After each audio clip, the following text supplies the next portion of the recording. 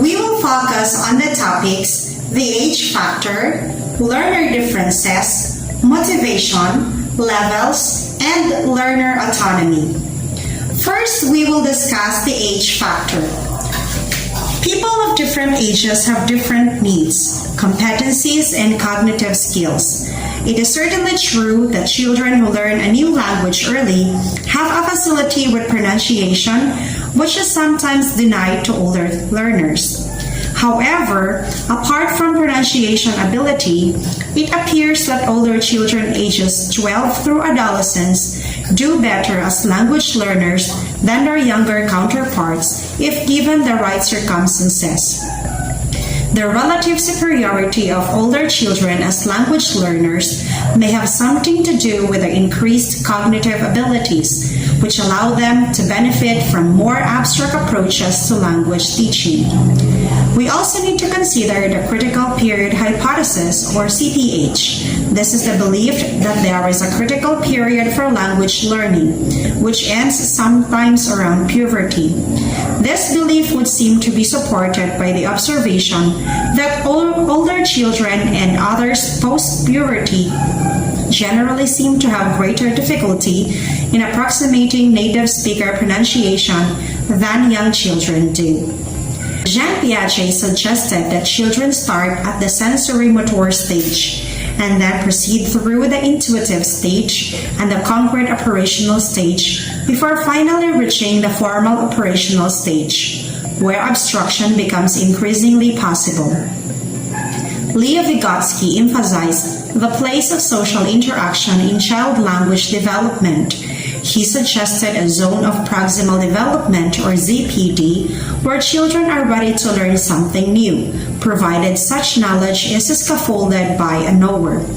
The term young learners encompasses children from about 3 years old to the age of about 12. Despite the individual variation, we can perhaps make some useful distinction between the two groups. Younger children from 5 upwards learn best through play and other enjoyable activities. Use everything in the physical world for learning and understanding things. Use language skills without analyzing. Have a short attention span. Are very good at imitating people, so they pick up the teacher's intonation. Cannot decide what to learn by themselves. On the other hand, older children from 10 and above ask a lot of questions, can work solely with the spoken word without always needing the physical world to help, can make some decisions about their own learning, can understand abstract concepts and symbols, and can generalize. Connor called the teenager's brain as a work in progress. This is because it seems that many of the outward signs of physical change that adolescents undergo are mirrored inside the brain. One of the changes that occur is the phenomenon of synaptic pruning of the prefrontal cortex. This is the part of the brain where rational decision-making takes place. Tessa Woodward points out that teenagers get bored by activities that last too long or by slow-paced lessons. They may have some problems with authority, have a highly developed sense of what is right and fair, and get irritated if they do not see the reason for activities. Adolescents also have huge reserves of energy. They often have passionate attachments to interests such as music and sport, and they are frequently deeply involved in and with the lives of their peer group. A key ingredient of successful teaching for this age group is to make what we do relevant to their students' lives. Adults come into classrooms with a rich range of experiences that allow teachers to use a wide range of activities with them. They often have a clear understanding of why they are learning and what they want to get out of it. Many adults are more than able to sustain a level of motivation by holding on to a distant goal in a way that teenagers find more difficult. However, adults are never entirely problem-free learners, and they have several characteristics which can sometimes make learning and teaching problematic. They can be critical of teaching methods. Their previous learning experiences may have predisposed them to one methodological style, which makes them uncomfortable with unfamiliar teaching patterns. Many older adults worry that their intellectual powers may be diminishing with age. They may still experience significant difficulty mastering pronunciation and oral fluency. Next, we will discuss about learner differences. Any group of learners is made up of individuals who are not all the same. They have different personalities, interests, and perhaps learning styles. Some people had an aptitude for learning or the ability to learn quickly, which was more highly developed in them than in others. Aptitude tests attempted to measure this, but have been discredited, partly because quickness of learning is only one measure of success, and because it can anyway be affected by many other factors such as motivation. Furthermore, testing someone's aptitude seems to suggest that it is a static mental capacity, yet people's abilities to learn can alter quite dramatically in certain situations. The problem with these tests is that they have no predictive power about the kind of contact individuals will have with a foreign language, the kind of learning experiences they will have, or the students need to learn it. The fact is that many different people with extremely divergent levels of general education and cognitive skills seem to be able to learn languages remarkably well, given the right circumstances. And it is these circumstances that aptitude tests are unable to measure. Learner styles. According to James Purpura, students employ a range of strategies for learning. Using metacognitive strategies, they mentally regulate actions or behaviors such as planning what to do or thinking about and monitoring their foreign language use. They use social strategies to collaborate with their fellow students and others, and their affective strategies are behaviors that allow them to adjust their feelings, beliefs, and attitudes. Purpura believes that students use their strategic competence either consciously and deliberately or unconsciously and automatically to further their processing while they are learning and performing SFL or second or foreign language tests. When these strategic competencies combine with the learner's feelings, motivation, and perceptual preferences, he suggests we end up with learner styles. The variables of learner styles are perceptual preferences, personality factors, multiple intelligences, and how we process things. Each of us reacts to a range of sensory inputs. In the world of NLP or Neuro-Linguistic Programming, these are described as visual or relating to what we see, auditory or relating to what we hear, kinesthetic relating to movement, olfactory relating to our sense of smell, and gustatory relating to our sense of taste. Most people, while using all these systems to experience the world, nevertheless have one preferred primary system, or suggests Marjorie Rosenberg, in stressful situations, we tend to use a primary and sometimes a secondary system in which we perceive, process, and store information. Personality factors.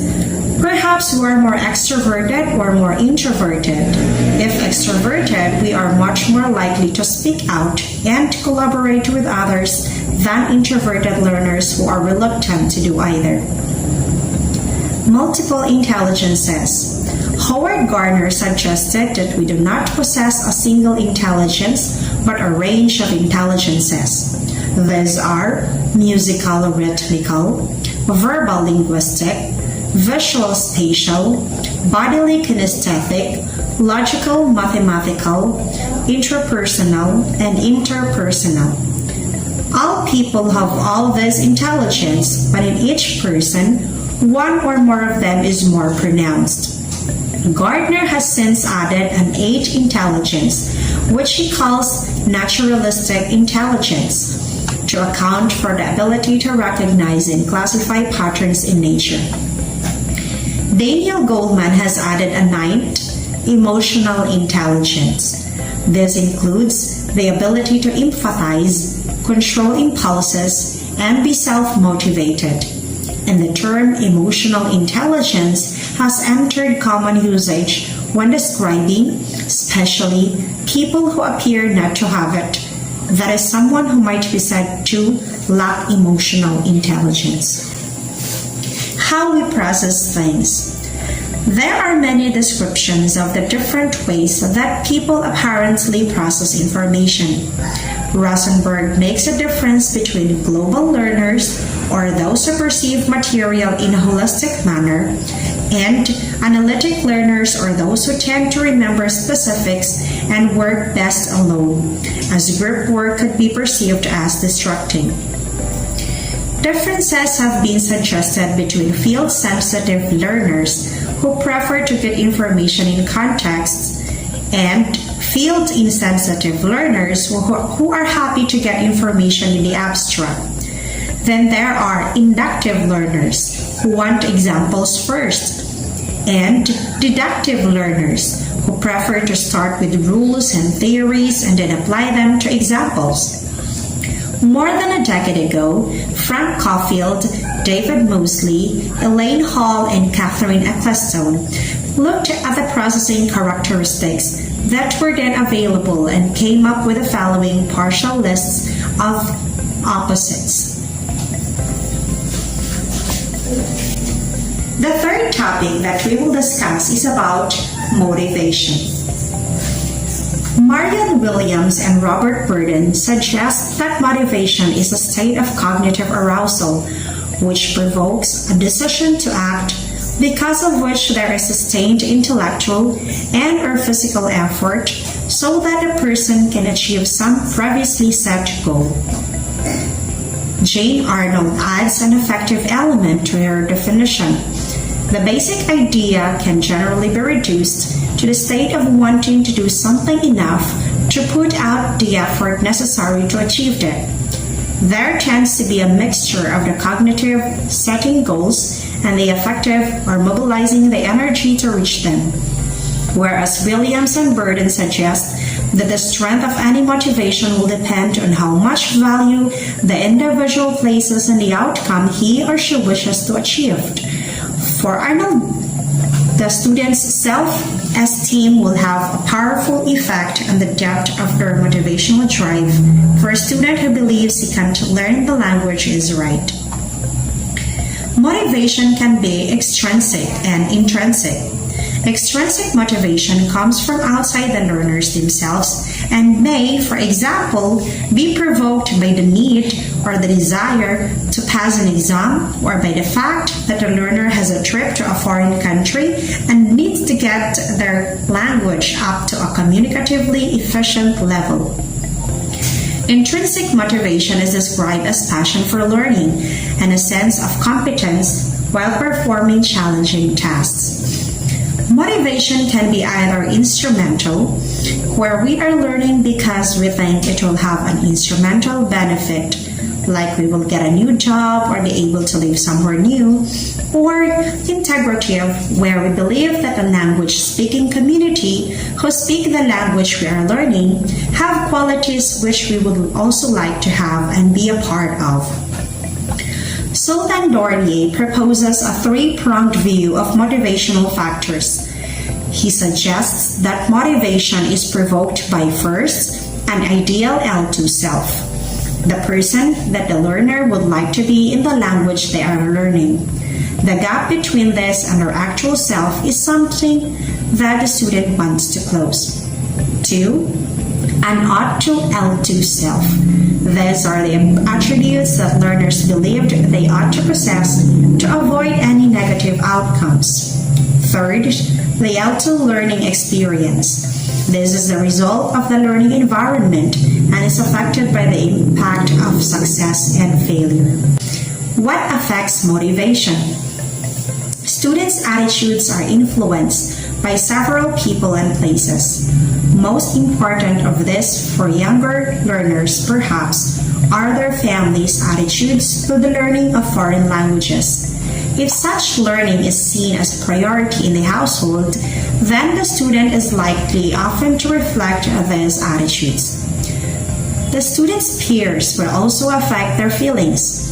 If language learning is seen as an important and prestigious activity by the other students around them, they are far more likely to view the activity positively. In a country where foreign language speaking is seen as something positive, there is clearly a much greater chance that students will be pleased to be learning. What teachers can do then about student motivation? This includes the 5 A's, which are affect, achievement, activities, attitude, and agency. Feelings and emotions have a lot to do with how motivated or unmotivated a student is. Therefore, it is so important to help students create a vision of their ideal L2 self and to remind them of this as often as appropriate. The important thing to remember is that when our students become motivated, this feeling does not necessarily last unless we do our best to sustain it through activities and encouragement, clear goal and task setting, and through activities that maintain our students' self-esteem. This ongoing process is, of course, greatly helped by the establishment of good classroom rapport by the teachers taking a personal interest in their students and personalizing lessons so that the lives of the students are reflected in what happens in the lessons. One of the most important tasks a teacher has is to try to match what the students are asked to do with the possibility that they can achieve it. It is complex because doing something which is too easy is not an achievement. The achievement which motivates comes through effort, and so our task is to be sure our students can achieve the short and long-term goals we place before them while providing them with a reasonable level of challenge. One of the keys to sustaining student motivation is to make the materials and activities we are using relevant to our students' lives and interests. We also want to try to make what we offer and talked about relevant to the world the students lived in and where possible to the students' ideal L2 self. Another key to sustaining motivation is to vary the activities we use with our classes. This is partly so that we can cater to different learner preferences and strategies, but also so that our lessons do not become predictable and thus uninteresting. However nice teachers are, the students are unlikely to follow them willingly unless they have confidence in their professional abilities. Students need to believe that we know what we are doing. This confidence in a teacher may start from the moment we walked into the classroom for the first time. Students also need to feel that they know about the subject we are teaching. Agency is the individual's power to act. Agency describes our ability to have control in our lives and through our own thinking and will to effect change in the way we live. When the students have agency, they get to make some of the decisions about what is going on and therefore they take some responsibility for their learning. Now we will discuss about levels. The real beginners are those students who have absolutely no knowledge of English at all, whereas false beginners know something, but not enough to really say anything. Students who start as beginners progress to the elementary level and then to the intermediate before they make it all the way to advanced. However, intermediate is usually subdivided into lower and upper intermediate. So a student who is at a good upper intermediate level is very close to being considered an advanced student. The CEFR levels. The Common European Framework of Reference, or CEFR, is a 6-level frame of reference to describe what students at different levels can do.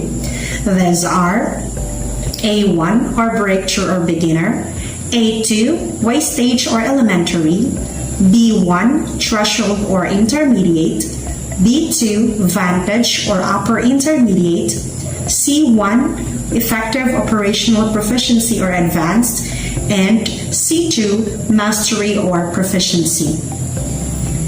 They are described not in terms of linguistic elements, but instead in terms of can-do statements, which describe what people are able to do with the language.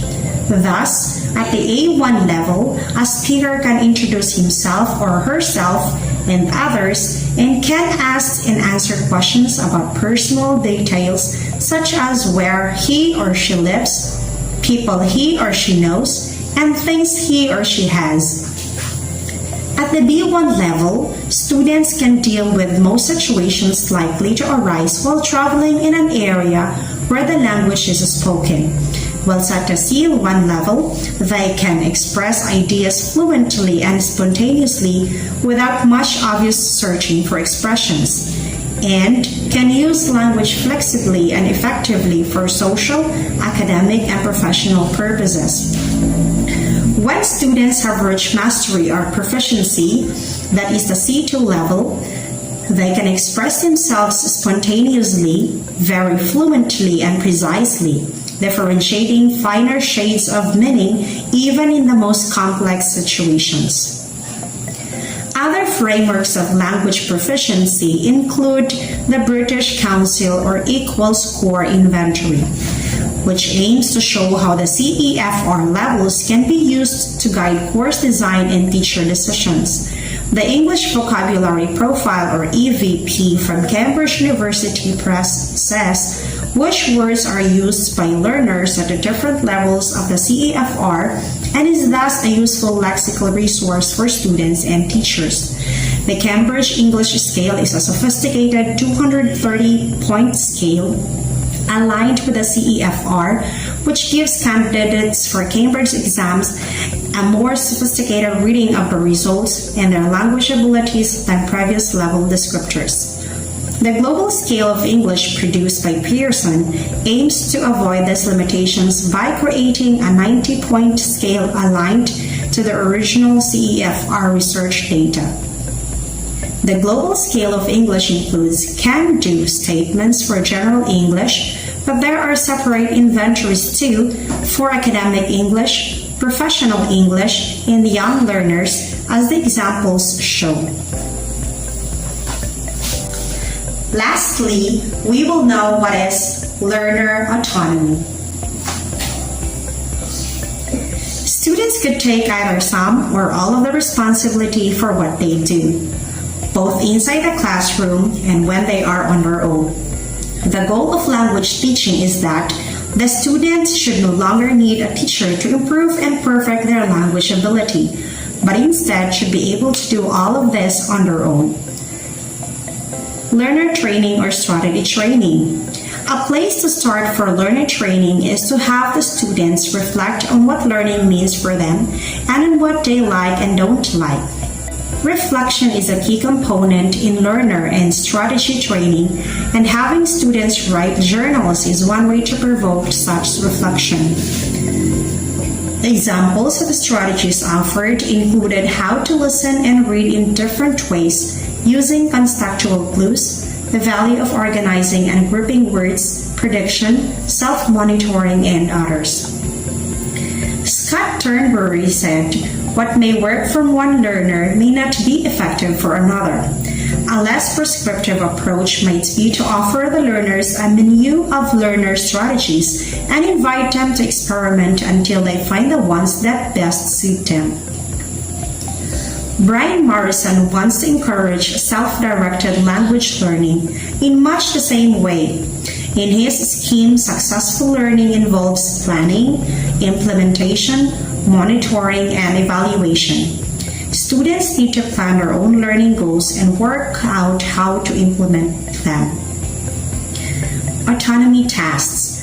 One way of allowing students to rely on their own resources and learning potential is by setting tasks that ask them to take responsibility for their own learning. One answer to the question of how to encourage learner autonomy is simply to give the students tasks that they really want to do, especially when they care a lot about the finished product. Another way of fostering learner autonomy is through open learning, self-access centers, and student helpers. In open learning, the students are given several tasks to choose from, and they can evaluate their own success in these tasks. They do the tasks on their own, and they do as many as they think they need. One way of organizing open learning is to give the students a collection of exercises and activities, all of which they must do, but in any order they choose. Learning institutions often create self-access centers. These are places where the students can go to study on their own. They can read books, do grammar exercises, listen to audio material, or watch videos. Examples of student helpers are creating a student help desk or an expert's corner, where different students, not the teacher, dispense advice about writing and reading tasks. Provoking student choice. Real autonomy presupposes student agency, and students can hardly be said to have taken this responsibility for their actions if they are always doing what someone else wants and orders them to do. Another important way of promoting student involvement in course decisions is to ask them how they feel about their course of study. Students can continue working and studying on their own outside the classroom. When the students have discussed or read a topic that has interested them in class, we can suggest that they find out more information about the topic on the internet or through any other source. Students who are motivated can watch hours and hours of YouTube videos and English language TV programs. They can join and set up social media groups, take part in online games, and do their best to find English language speakers to interact with, both online and offline. A promising development in out-of-class learning has been the arrival of data-driven adaptive learning, like learning platforms and apps where students can learn vocabulary, so that, depending on how they respond to computer prompts to remember words, the software decides what they should do next. One of the common types of outside-the-class activity is homework. Many teachers think it is a good idea because it gives the students a chance to do more study and practice than the limited hours of face-to-face classwork provide.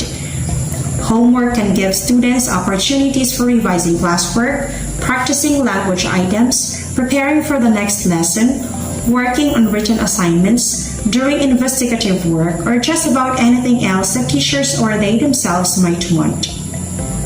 What are the things to bear in mind in giving homework? First, select engaging homework tasks. A key to student engagement with homework is to involve them in discussion about it. Perhaps you could give them a questionnaire which investigates their views on the efficacy of homework. They could discuss this with their colleagues and with the teacher. An even bolder move is to get the students to talk about what homework tasks they themselves would find most useful and would like to do. Student choice is a powerful motivator, and when students do homework that they themselves have suggested, their involvement is likely to be far greater, and so is their compliance. Second, quality, not quantity. Secondary school learners, for example, are often asked to do homework by many of their different subject teachers, and this can be overwhelming for them. There are two things we can do about this. First, we can consult with our colleagues who teach other subjects and try to draw up a realistic timetable so that our students are not swamped by constant homework demands. Secondly, we should remind ourselves that good short homework tasks are better than long unmotivating ones. Third, compliance measures. One of the ways that we can try to ensure that all the students do their homework is to ask them to keep a homework record. With the younger learners, we can ask their parents to check their homework record. Fourth, different responses. We can sometimes ask our students to evaluate each other's work. And we can also be selective in the way we respond. We didn't have to make comments on everything that the students write or say. Benjamin Bloom's taxonomy is closely associated with the concept of critical thinking. We know that people know things, comprehend things, and apply what they know. But at some kind of higher level, they analyze what they know, synthesize their knowledge, and evaluate it. If the first three of these processes may be called lower order thinking skills or LOTS, analyzing, synthesizing, and evaluating are higher order thinking skills or HOTS. In simpler terms, LOTS gives us answers to the question what, but HOTS are more interested in why. When we ask our students why and encourage them to question the text and topics they come across, we are not only promoting greater autonomy of thought in action, but actively encouraging critical thinking. That ends my report. Thank you for watching.